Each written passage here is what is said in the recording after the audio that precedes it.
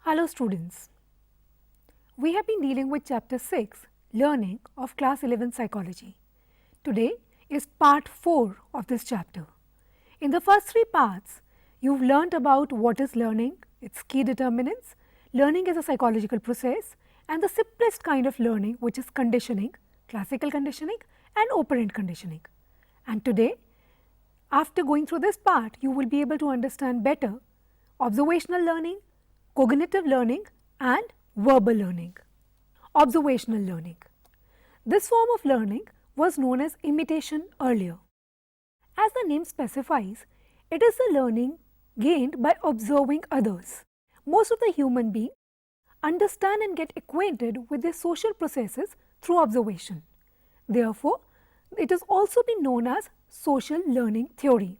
Modeling is a technique which is used during observational learning, where people look at other role models and try to emulate and reciprocate the same behaviors as those perceived role models. The understanding of this kind of learning has been more clear due to experiments by an American psychologist, Albert Bandura. Bandura has been credited with a number of experiments in the lab dealing with children. As he is a child psychologist, his major concern has been knowing whether aggressive behavior is promoted by observational learning. Let us look at a very famous and simple experiment done by Bandura.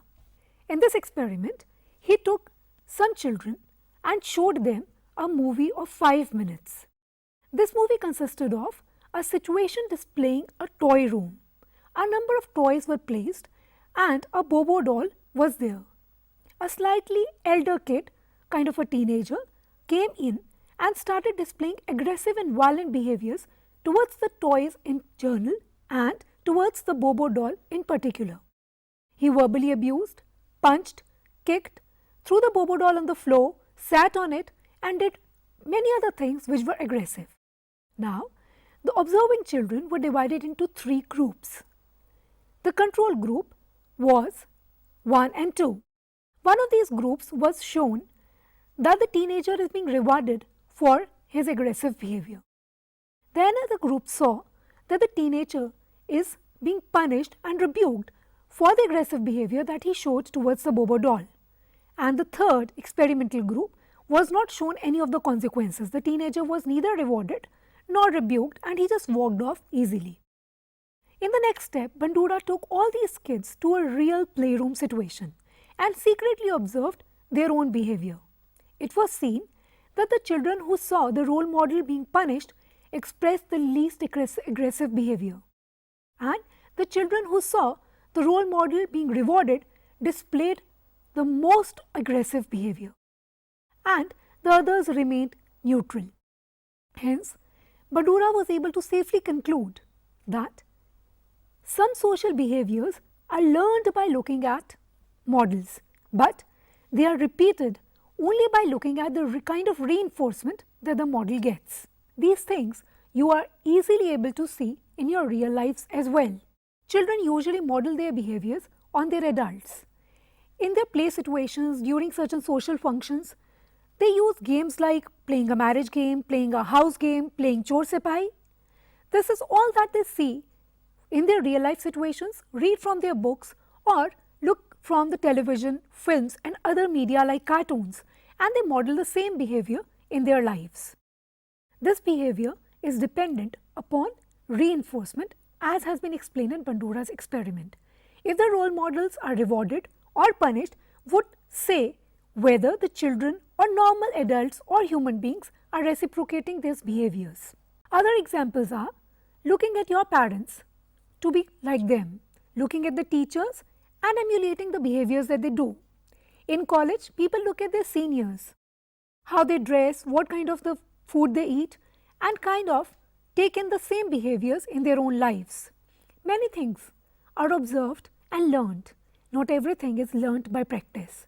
Only by seeing others doing them, we usually take them in our life. This is a simple concept of observational learning. It is very important these days as a lot of media is credited and discredited for having influence upon children. Therefore, whenever displaying behavior, media in general, adults in particular, teachers and other people should always be careful what they are doing in front of the children, because children learn behaviors very quickly by observing. Personality characteristics like aggressiveness, pro-social behavior, courtesy, politeness, diligence, all of them are usually learned from adults. The next type of learning that we deal with is cognitive learning. Many of the psychologists have been concerned with the processes that we go through while learning certain behaviors. These are cognitive or mental processes. Here, the concern is not with what is being learned, but with how it is being learned. Here, you go beyond the simple stimulus or stimulus response relationships as in conditioning, and you come to how the learning is established. There are two kinds of cognitive learnings, insight learning and latent learning. Wolfgang Kohler, a German psychologist, came up with the concept of insight learning through his experiments. He did an interesting experiment with chimpanzees, where the chimps were placed in a closed play area. There was no food placed near them, but the food was actually kept at a faraway distance where they could not directly reach. Some boxes and poles were given to them. The chimpanzees kept on playing and felt hungry. Now they could not reach their food. And during the experiment, Kohler observed that while playing, a chimpanzee suddenly would stand at a box or would attach poles to take the bananas or food that were placed at a faraway distance or at a height. This, Kohler said, was an insight learning, where learning did not occur due to trial and error sessions or due to reinforcement, but it came upon as sudden flashes of light, sudden flash of insight, or as we call it, the eureka moment occurred. Here, Kohler safely concluded that the learning has been occurring not because of any prerequisite requirements, but it is occurring because of the demand that is of the situation and sudden understanding that the organism gains about it. So, by definition, we can say that cognitive learning does not occur because of trial and error, neither because of reinforcement. It comes about as flashes of light where suddenly you get a solution. It is a process by which solution to a problem suddenly becomes clear. And now that we say it is a process, what are the steps of this process? The steps are: a problem is presented, certain time lapses where apparently some learning has been occurring, and then a sudden solution comes around. The features of this type of learning are sudden solution, immediately repeated next time when the same kind of problem is confronted. It is not specific to stimulus and response associations. Cognitive relationship between the means and the end is established, and it does get generalized to situations. Now, where do we see examples of cognitive learning in the form of insight learning in our life? Usually, while solving maths problems, sometimes we scratch our head for hours together and not able to reach solutions to numericals. However, when we are doing something else, suddenly the solution comes to us. This also happens in crisis situations, where the people are not able to establish the relationship between stimuli and response because this is a new situation, and suddenly a solution comes to them. Kids, while they are playing block games, are not able to establish the relationship between the blocks, and then suddenly they place one block above another or on the side of the other to make a whole game correctly come together. These are examples of insight learning. What is the other type of cognitive learning? Well, it is latent learning. Edward Tolman, an American psychologist, came up with the concept of latent learning. By definition, latent learning is a new behavior learned but not demonstrated until reinforcement is provided for displaying it. Tolman did an experiment with certain rats in a maze. Now, these rats were placed in a maze and there was some food, which is reinforcement, kept in the end of the maze. The rats quickly went through the maze, discovered its path and ate the food. In a second situation, rats were placed in a similar kind of maze, but no food was kept at the end. Here the rats did not perform the behavior of going through the maze. Here Tolman concluded that even these rats had understood the maze and its path, but they did not go through it because they were not being reinforced for the process. Thus, he says that a cognitive map of a situation is established in the subject's mind, but it is displayed in behavior only when it is rewarded by a reinforcement. Now, what is a cognitive map? Let us see the definition. It is a mental representation of the spatial locations and directions which are needed to reach the goal by the subjects. Examples of latent concept of cognitive learning. You go to your school every day, either by a school bus or maybe your parents walk you down or drive you down to the school. As kids, you were not supposed to be remembering the way to your school. But if someday a new person asks you a way and asks you to accompany him, you obviously would be able to take the person to your school very easily. Now, every day you did not go alone, but because of the practice sessions or because of what you were doing, you were able to have a cognitive map of those directions in your mind. You would only display it when needed and not otherwise. Similarly, we observe our mothers in kitchens making food. We do not need to make food ourselves, but if someday our mother has to go somewhere or is ill, we would be able to prepare the food to some extent. How? Because a cognitive map, the process of cognition has occurred and latent learning has occurred in us. It is only displayed when it is needed or when it is reinforced. The next type that we deal with today is verbal learning. You would agree that most of the learning that human beings go through is based on language.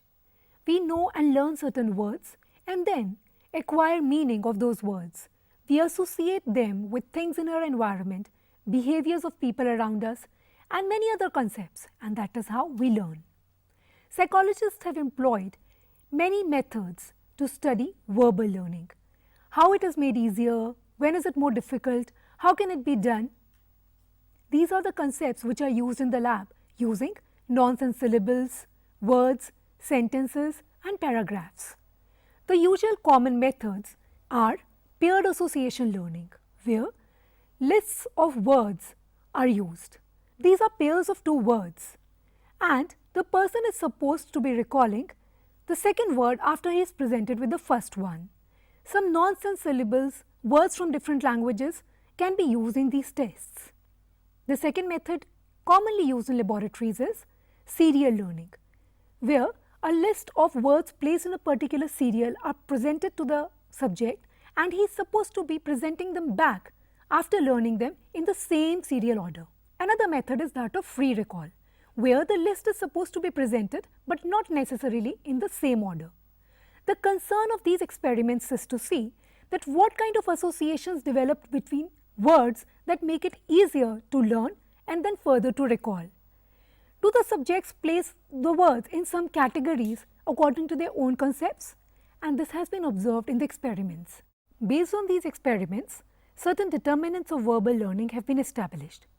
The factors that make learning more easy or difficult are usually the features of the material that is used to be learned, the length of the material, the meaningfulness of the words that are associated, the associations, familiarity of these words, frequency of usage of these words in daily lives, the relations between the words and the sequential dependence of these words.